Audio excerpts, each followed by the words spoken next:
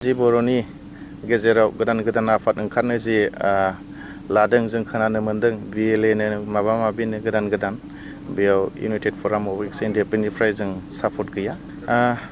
मानगोनां रन्जन दैमारि सार as a पिस एकर्डनि नामाव सान्ति सुक्तिनि नामाव बिथांखौ हगारनांगौ। दा धीरेन बर' बिथाङा बहा थांनानै मा खालामदों सोरजों मा थादों जोंहा बेखौ जेबो बुंनांगौ गैया आरो इउनाइटेड फराम अफ एक्स एनडिएफबीनिफ्राय बेनि सोमोन्दै बुंनांगौ जेबो गैया होननानै आं सानो। बयनिसिमबो इउनाइटेड फराम अफ एक्स एनडिएफबीनिफ्राय मागो दमासिखौ लोब्बा लाखिनानै साफ्रोमबो बर' रायजो राजाफोरनिसिम गाहाम अनसायनायखौ बावहरग्रोनाय थाबाय।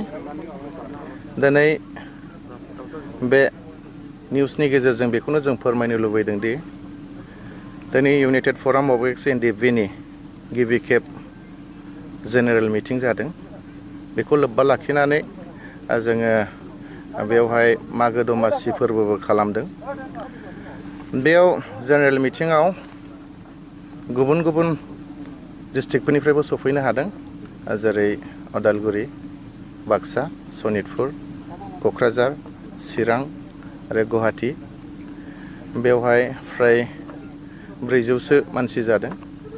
बेयाव जोङो गोबां रोखोमनि सावरायनाया बेनो जे दानि जि थासारि, दानि जि सिटुएसन बर'नि गेजेराव गावजों गाव एरसन एरब्र आरो गुबुननि जि सोमजिनानै दङ बेफोर लोगोसे इउनाइटेड फराम अफ एक्स एनडिएफबीआ दिनैसिम दाजेननायनिफ्राय मा खामानि मावनो हाखो, एक्स एनडिएफबीफोरनि थाखाय इउनाइटेड फराम अफ एक्स एनडिएफबीनि बिबानगिरिफोरा मा मावनो हादों बेफोरखौ दिनै फोरमायनाय जादों। सरकारनिसिमथ' जोंहा बुंनांगौआ दं आरो गोबां बुंबोबायबो थादों।